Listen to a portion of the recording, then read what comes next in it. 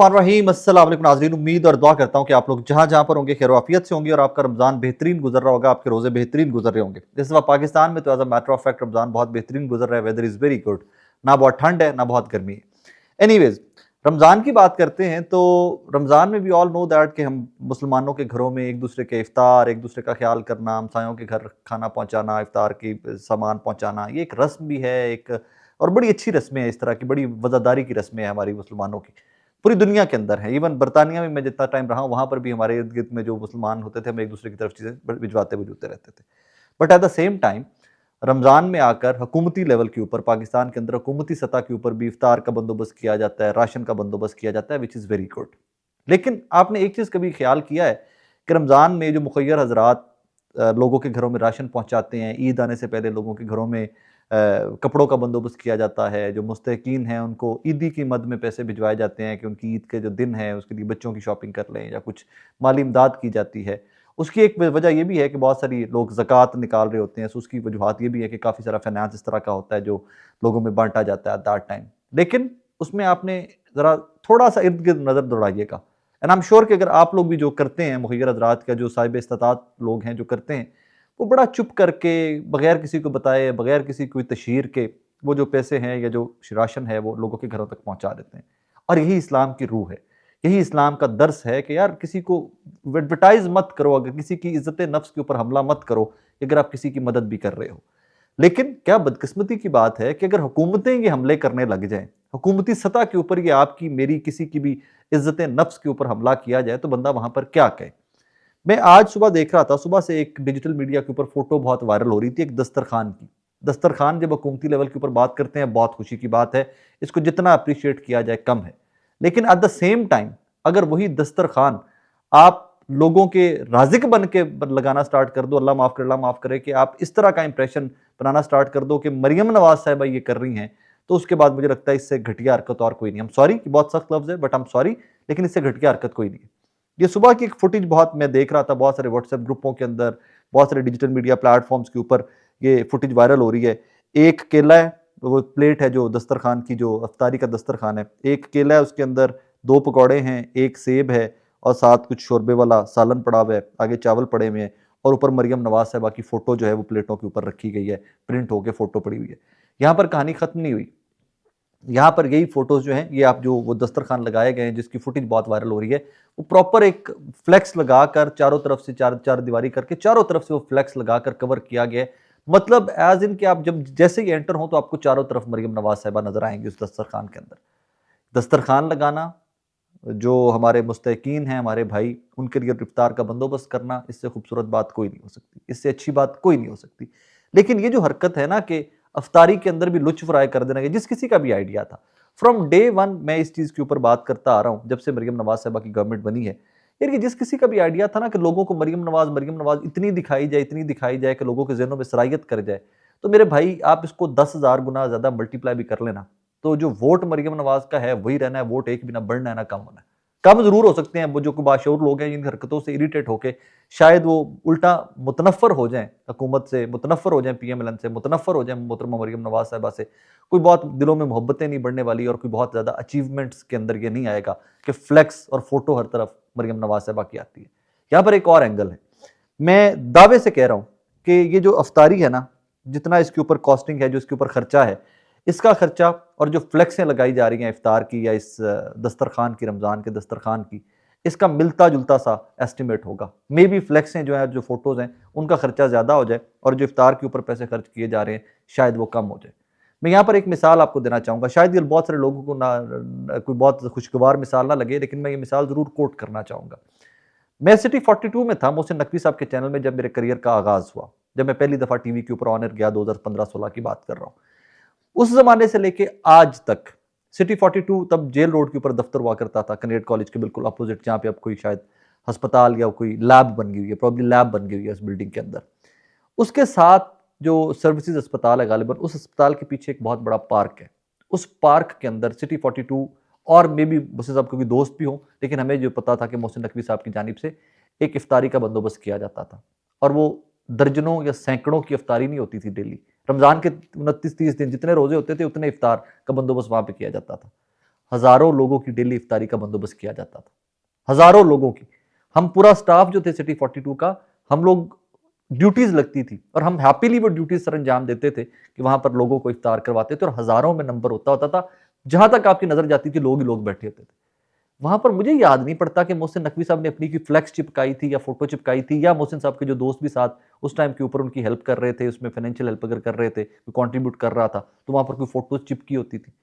मतलब आपने यहाँ पर, यार मैं आज देख रहा था, बल्कि आज ही मैं जिस बिल्डिंग में रहता हूँ इस्लामाबाद के अंदर, उस बिल्डिंग की इंतजामिया ने भी कुछ लोगों के इफ्तार का बंदोबस्त किया और एक फ्लेक्स लगी हुई थी बाहर मेन रोड के ऊपर कि जी फलां बिल्डिंग में लोगों के लिए इफ्तार का बंदोबस्त है, आप आए तो हमें बहुत खुशी होगी। और मुझे वो पढ़ के बड़ी खुशी हुई। So let's not do that. मतलब हर जगह ते फोटोआं, हर जगह के ऊपर एडवर्टीजमेंट, हर जगह के ऊपर advertisement. Not only Maryam Nawaz साहिबा, अगर ये सुहेल अफरीदी साहब की हुकूमत भी कहीं पर कर रही है तो ये बहुत भोंडी हरकत है। ये सीएम सिंध भी अगर कहीं पर उनकी इंतजामिया भी कर रही है तो बहुत भोंडी हरकत है। ये सीएम बलोचिस्तान की अगर हुकूमत भी कोई हरकत इस तरह की कर रही है तो ये बहुत भोंडी हरकत है। You should not do that, refrain. बहुत अजीबो गरीब सी हरकत है कि जो अल्लाह के लिए प्योरली काम है उहदे विच भी आके तुसीं फोटोआं जिहड़ियां ने वो पा दिंदे हो। आगे बढ़ते हैं। अब हम देखते हैं कि नेशनल मीडिया किस हद तक मौजूदा सर्कमस्टांसेस को उजागर करके अवाम के सामने रख रहा है। नादार सी कोशिशें होती हैं, बड़ी हम्बल फीबल सी कोशिशें होती हैं। बहुत चंद लोग बचे हुए हैं कि जो मौजूदा रजीम के ऊपर खुलकर तनकीद भी कर सकते हैं, वरना कोई नहीं कर सकते। और मैं तो बहुत देर पहले से इसके ऊपर कायल भी हूँ, बात भी करता हूँ, लेकिन कमज़ोर आवाज़ है, बहुत लोगों तक अभी नहीं पहुँचती कि भाई जो मीडिया हुकूमती इश्तिहारात पर चलेगा वो हुकूमत का नाकिद कैसे हो सकता है, वो कैसे हुकूमत के ऊपर तनकीद कर सकता है। इसी किस्म का आज बड़ा मासूम और जायज़ शिकवा किया है सुहेल अफरीदी साहब ने। मैं ज़रा उनकी चंद सतूर हैं वो आपको पढ़ के सुनाना चाहूँगा। 13 मुतासरीन के लिए 4 अरब रुपए मुख्तस किए तो सारा कौमी मीडिया किसी के कहने पर मेरे गले तक आ गया था। आज पंजाब की जाली वजीर आला अपनी अयाशियों के लिए 11 अरब रुपए का जहाज खरीदती है और पाकिस्तान IMF से भीख मांग मांग कर अपनी इकॉनमी चला रहा है। 4 अरब की इमदाद पर वावेला मचा देते हैं, 11 अरब के जहाज पर मीडिया कुछ नहीं कहता। यह इम्तियाजी सलूक है। जनाब सुहेल खान अफरीदी, चीफ मिनिस्टर खैबर पख्तूनख्वा। अच्छा सुहेल साहब, वैसे तो जहाँ पर मौका मिलता है मैं आप पर भी तनकीद खुल के करता हूँ, एंड आई एम श्योर कि अगर आप तक मेरी तनकीद पहुँचती होगी तो आपको जस्ट लाइक मरियम साहिबा या मुराद अली शाह साहब या बुक्टी साहब, आपको भी आइडिया होगा कि आप सूबे के चीफ एग्जीक्यूटिव हैं, आप अपने लोगों को आंसरेबल हैं। So that is the reason we take up issues कि जहाँ पर आपके अवामी मफादात के इशूज़ होते हैं, वी टेक देम अप।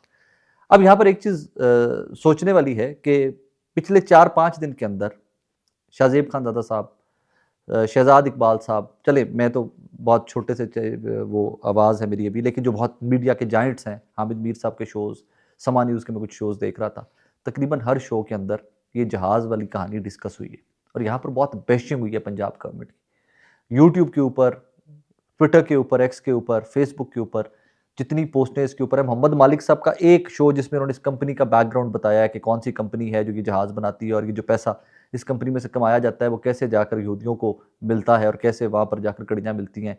वो इतना ज़्यादा व्यूअरशिप थी उस एक क्लिप की कि मैं आपको बता नहीं सकता। सो मे बी आपकी टीम ने आपको नहीं बताया उतना। हाँ, वादिया तीरा वाला इशू ऑपरेशन रिलेटेड इशू था, एक वफाक और सूबे के रिफ्ट का इशू था, तो उसको कवरेज बहुत ज़्यादा मिली। लेकिन इसके ऊपर भी जिन लोगों ने बात की, बड़ी ठोक बजा के बात की है, बड़ी तनकीद की है, और इसके ऊपर यही वजह है कि हुकूमत पंजाब जो है सुम्मुन बुकमुन बिल्कुल खामोश है, इधर उधर से कोई रास्ता भी नहीं मिल रहा। और वफाकी वज़रा जो हैं, जो कोई हमारे टॉक शोज़ में होते हैं, आज भी मेरे पास एक वज़ीर थे, तो वो कह रहे थे जी कि वो जल्दी पहुंचना होता है तो जहाज़ इसलिए लिया। मैंने कहा जी मेरी अज़मा बुखारी साहबा तो कहती हैं कि जहाज़ लिया ही वो उसके लिए, हमने एयर पंजाब के लिए। और एक आपके बहुत करीबी सहाफ़ी नून लीग के कहते हैं कि वो एयर एम्बुलेंस बनाने के लिए लिया है। सो तनकीद होती है, लेकिन शायद आपके जहनों में से या आपको वो टीम की जानिब से जो क्लिपिंग आती होगी, हम श्योर कि कहाँ सुहेल अफरीदी बैठकर ट्विटर या यूट्यूब देख रहे होंगे, कहाँ टाइम होता होगा चीफ मिनिस्टर के पास।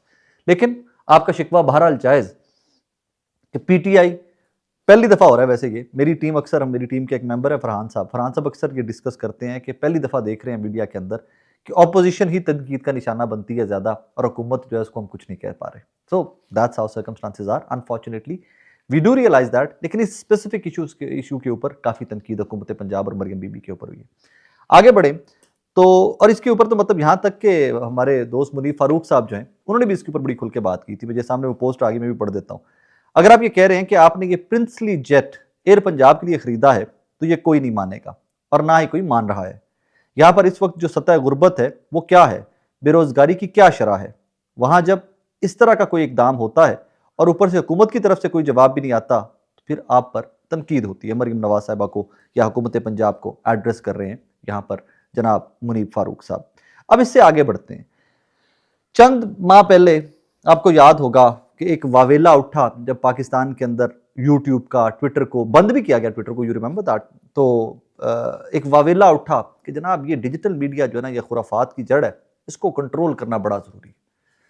बिलियंस ऑफ रुपीज, यहां पर तो 10-11 बिलियन रुपीज की बात करते हैं ना हम, जो जहाज है, लेकिन मल्टी बिलियन, जिससे 2-3 गुना ज्यादा बिलियन रुपीज जो है वो खर्च किए गए।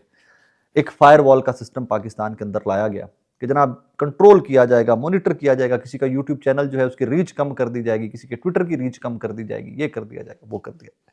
सिस्टम इंस्टॉल किया गया। आईटी इंडस्ट्री का बड़ा नुकसान किया गया। आपको याद होगा कि वावेला मचाया था आईटी इंडस्ट्री ने, बहुत सारे लोग पाकिस्तान से उठकर दुबई अपने बिजनेस ले गए थे, फ्रीलांसर्स का बिजनेस बहुत इफेक्ट हुआ था, उनका रोजगार बहुत इफेक्ट हुआ था, सहाफियों का बहुत नुकसान हुआ। चले हमारी तो खबरें रुक गई या हमारी रीच कम हो गई, कोई गल नहीं, हमें तो हमारे पड़ती रहती हैं इस तरह की। हम डायरेक्टली हिट होते थे, लेकिन हमारे डायरेक्टली हिट होते होते जो बहुत सारे आईटी इंडस्ट्री के सेक्टर के लोग थे वो भी बहुत बुरी तरह मुतासिर हुए उससे। अब आज समा न्यूज़ रिपोर्ट करता है at once out of blue कि जनाब वो फायरवॉल जो था वो उसके इंटीग्रेशन का कोई प्रॉब्लम था, 5G के नीलामी से पहले पहले हुकूमत ने एट वंस फायरवॉल बंद कर दिया। बंद किया नहीं किया ना हमें ये पहले पता था हाउ दिस थिंग वर्क्स, कहाँ पर इसका ऑपरेटर्स लगा हुआ है, कैसे ये ऑपरेट कर रहा है, किसी को कुछ भी, हमें कम से कम मुझे तो नहीं पता था, ना मैं कोई आईटी एक्सपर्ट। लेकिन खबर ये जरूर आई कि फायरवॉल को आज बंद कर दिया गया। हुण न्याणा गल करे और स्याणा क्यास करे। हम टैक्स पेज मनी से 10-11 करोड़ का जहाज खरीदने के ऊपर तो तनकीद कर रहे हैं।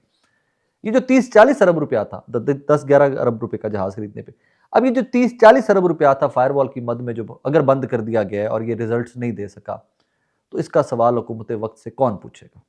मैंने आज ये सवाल अपने शो में पूछा तो मुझे इसका जवाब ये दिया गया कि बहुत सारे स्टेप्स हुकूमतें लेती हैं, कुछ कामयाब हो जाते हैं, कुछ कामयाब नहीं भी हो सकते। मतलब क्या लोग हैं, किस तरह की बातें करते हैं।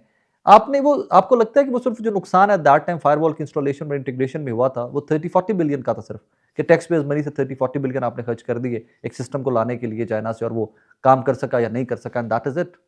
नो सर, नुकसान बहुत ज्यादा हुआ था उससे। और अगर आप सिर्फ जस्ट गो गूगल कीजिए, मुझे उसकी डिटेल में नहीं जाना, गूगल कीजिए जब फायरवॉल इंस्टॉलेशन हुई थी तो आईटी इंडस्ट्री किस तरह फड़की थी, कितना बेचारे चीखे थे हमारे साथ, और कितना इनका नुकसान हुआ था, कितने बड़े बड़े आईटी के गुरुज जो थे पाकिस्तान उठ के छोड़ के बाहर जाने की बातें स्टार्ट कर दी थी लोगों ने। That's how the system of this country is running. आपने अगर समझना है ना निज़ाम को कि कैसे ये हुकूमत काम कर रही है, तो ये 1-2 मिसालें जो है ना वो देख लें कि एक तरफ खबरें आती हैं कि पाकिस्तान के अंदर गुर्बत बढ़ती जा रही है, बेरोजगारी बढ़ती जा रही है, उधर से दूसरी खबर आती है कि princely jet, according to Muneeb Farooq साहब, एक प्रिंसली जेट खरीद लिया है हुकूमत पंजाब ने।